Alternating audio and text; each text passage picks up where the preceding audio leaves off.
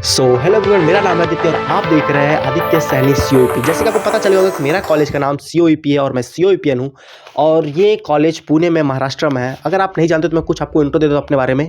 तो मैं यहाँ पर जेईई के थ्रू एडमिशन लिया था और ये महाराष्ट्र का नंबर 1 गवर्नमेंट कॉलेज है और मेरा डिपार्टमेंट है इलेक्ट्रॉनिक्स एंड टेलीकम्युनिकेशन। मैं बीटेक कर रहा हूँ यहाँ से और मैंने अपना 12th में प्रिपरेशन जो कोटा से किया था तो वहाँ पर मैं मोशन कोचिंग में था और मैंने मोशन कोचिंग में बेहतरीन स्कोर लाके खड़ा कर दिया था। मेरा जेईई में स्कोर 99.29 था।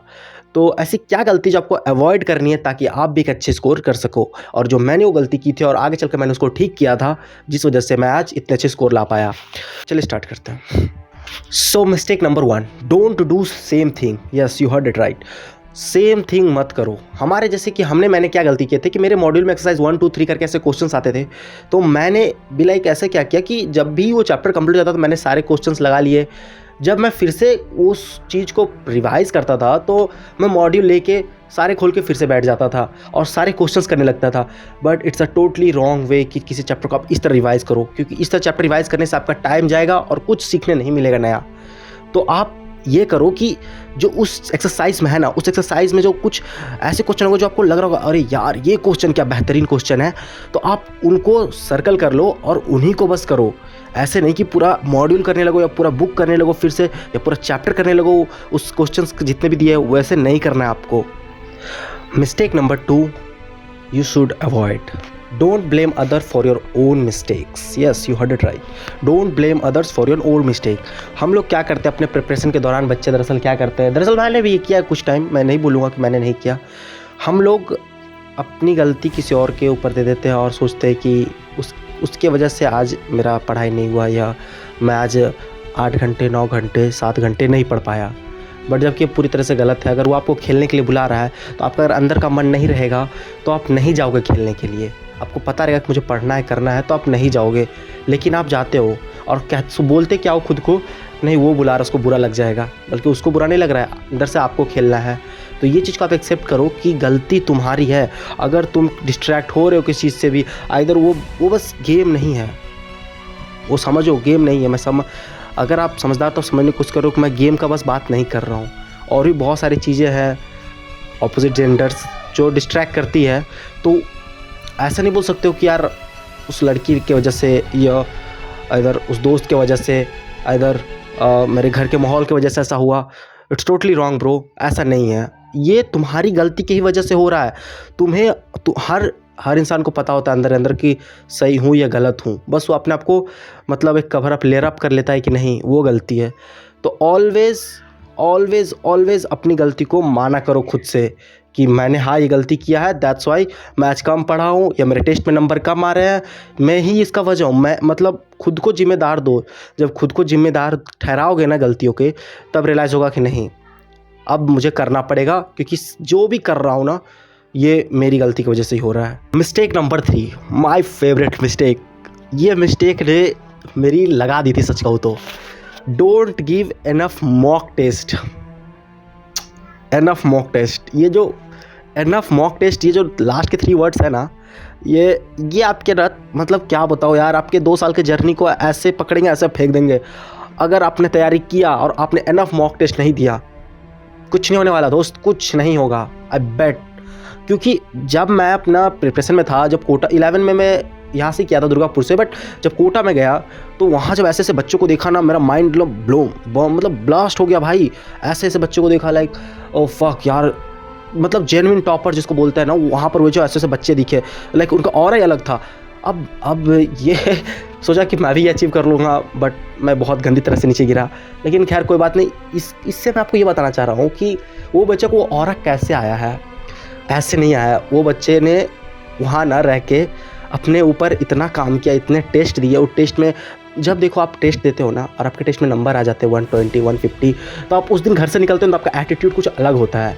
आप चलते कुछ अलग तरह से, देखते कुछ अलग तरह से लोगों को, लाइक कि समझ में आ जाता है कि नहीं यार मैं आज कुछ करके आया हूँ, मैंने कुछ पिछले टाइम में मेहनत किया जिससे मेरा इतना रिजल्ट हो ना। और आप जब बाहर वॉक करते हो ना तो लाइक एक अलग क्या बोलते हैं, सिग्मा वॉक कह सकते हैं, एकदम मतलब अल्फा वॉक आप करते हो। तो इस चीज़ का डायरेक्ट इम्पैक्ट ना हमारे वहाँ टॉपर पे पड़ता था। लाइक कि जब वो आता था ना जो 99.99 या 100% आए, अंडर 100 रैंक इन जेईई में, भैंस। तो वो जब साइड से गुजरता था ना तो उसका ऑरा ही अलग था, ऑरा। मैं कभी आपको बहुत कहानी सुनाऊंगा कोटा की, ऐसी ऐसी कहानी है ना कि आप हैरान हो जाओगे। खैर, ये चीज़ को मैंने आइडेंटिफाई किया था लास्ट के 3 मंथ्स में अपने, और लास्ट के 3 मंथ में जब मैं आइडेंटिफाई किया कि अरे शिट, मैं तो मॉक नहीं दे रहा हूँ, इसका ये वजह है कि मुझे सब आते हुए भी मेरा नंबर नहीं आ रहा है, ऐसे क्यों हो रहा है। तो जब मैंने मॉक लगाया ना तो लिटरली मैंने इतने जेई 2019 के सारे शिफ्ट, मतलब जैन और मार्च, जो अप्रैल मार्च में होती है, वो सारे शिफ्ट 19, 20, 21, 22, 23 के मैंने नहीं निकाले थे। ये 4 साल के मैंने दोनों शिफ्ट्स के, मतलब मॉर्निंग इवनिंग, फिर 2 पेपर 1 पेपर 2 मतलब दोनों पेपर्स के मैंने इतने सारे टेस्ट पेपर रखे थे लिटरली, और मैंने सारे को दिया बैठकर। और मुझे पता है उसमें मैंने कितना स्ट्रगल हुआ था, लेकिन वो जो आउटपुट दिया ना मुझे, God level, literally God level. और एलन का मैंने टेस्ट सीरीज़ लिया था, मैं नहीं भूलूंगा, और ऐसे नाम डायरेक्ट क्यों ले लिया, बट ठीक है, कोई बात नहीं, मैं आपको डायरेक्ट बता दिया हूँ। टेस्ट मतलब ओवरऑल ये मैटर करता है ना कि आप मॉक टेस्ट जितना दे सकते हो दो, जितना दे सकते हो, मतलब यही आपका 2 साल डिसाइड करने वाला है। अगर ये अच्छे से नहीं हुआ, भूल जाओ लिटरली। आप चाहे एमएसटी सीटी प्रिपरेशन कर रहे हो या जेई प्रिपरेशन कर रहे हो, कुछ भी कर रहे हो, दोनों में आपको मॉक बहुत सारे देने पड़ेंगे, लिटरली बहुत सारे। Mistake number 4, missed up with sleep schedule. Sleep का नाम आते ही समझ जाओ यार, लगती है, सबकी लगती है, यहाँ पर मेरी भी लगी। ऐसे तो मेरी आफ्टरनून की क्लास होती थी, तो एज अ स्लीप में कोई दिक्कत आती नहीं थी दरअसल। फिर भी क्या होता था, रिग्रेट होता था बहुत ज़्यादा कि 6 बजे का टाइमर लगाएं, 5 बजे का टाइमर लगाएं, 4 बजे का टाइमर है। तो जब टाइमर 4 बजे का रहता था, 5-6 बजे उठता था तो रिग्रेट होती। जब टाइमर 6 बजे करता था तो 5 बजे उठता था, मतलब 7 बजे उठता था तो रिग्रेट होती थी। 6 मतलब ऐसे मोस्टली ना हम लोग स्लीप को कंट्रोल नहीं कर पाते हैं। हमारी बॉडी इस तरह अभी ढली हुई है कि हमें को मिनिमम स्लीप चाहिए। हाँ, लेकिन आपको स्लीप में कटौती करनी पड़ेगी, क्योंकि जब मैं लास्ट के 3 मंथ में मॉक दे रहा था, अपने लास्ट के 3 मंथ्स मेरे बचे हुए थे, लिटरली बोल रहा हूँ मैं, लिटरली 4 घंटे, 3 घंटे, 4 घंटे, हार्डली 5 घंटे कभी कभी हो जाते थे, आँख लग जाती थी, ऐसे मैं सो रहा था ऐसे। और भाई वो जो फेस देखा, वो फेस से अगर तुम कर लोगे ना 5 अपने स्लीप को कंट्रोल, बूम गाइस, ख़त्म, कुछ नहीं करना है आपको। आपके जैसे आप नींद में कटौती करोगे, आपको बाकी बच्चों से एक्स्ट्रा टाइम मिलने लगेगा। बाकी बच्चे 8 घंटे सो रहे, आप 5 घंटे सो रहे हो, 3 घंटे एक्स्ट्रा टाइम। अगर 3 घंटे में आपने 2 पेपर भी लगा दिया, वाह, अब 2 मतलब सोच रहे हो आप क्या अचीव कर लोगे। तो फोकस कि आप अपना स्लीप शेड्यूल सुधारो और अपने स्लीप शेड्यूल को फक्ड अप मत कर दो। तो last mistake you should avoid, mistake number 5, never study new topic, new chapter in your last few months. Yes, you heard it right, last के फ्यू मंथ्स में आपको न्यू टॉपिक या new chapter नहीं पढ़ना है गाइज, बिल्कुल भी नहीं पढ़ना है।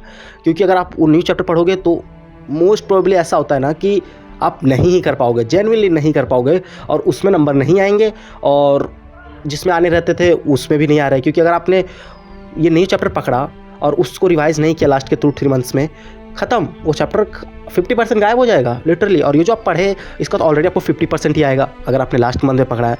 तो कुछ होना जाना नहीं है। इससे अच्छा कि न्यू चैप्टर को साइड करो और जो आप पढ़ते आ रहे 90% सिलेबस उस पर फोकस करो। मेरे भी कुछ लास्ट के चैप्टर थे जो मैंने छोड़ दिए थे, लिटरली मैंने छोड़ दिए थे, क्योंकि भाई उससे क्वेश्चन तो 1-2 आ रहे थे और आ भी रहे थे तो मुझसे हो नहीं रहे थे। मैं बोला हटाओ यार, जो आ रहे उसके करते हैं, और उस पर मैंने इतना फोकस किया कि मैंने बहुत अच्छा स्कोर कर दिया। जैसे कि मैं आपको बता रहा हूँ, लास्ट के 3 मंथ्स है ना, लास्ट के 2-3 मंथ्स यही आपके 2-3 साल के मेहनत को डिसाइड करेंगे। जेन्युइनली बोल रहा हूँ, मैटर नहीं करता आप 2-3 साल आपने क्या क्या नहीं किया, लेकिन अगर आपने 3 मंथ्स को सही से यूटिलाइज़ नहीं किया, आपको 2 साल 1 साल पढ़ना तो पड़ेगा 3 मंथ्स को यूटिलाइज़ करने के लिए, मैं नहीं बोलता, लेकिन स्टिल ये 3 मंथ्स एनफ होता है कि आपके रिजल्ट को 95 से 99 ले जाने के लिए या 90 से 98 ले जाने के लिए। मोर देन एनफ है गाइस।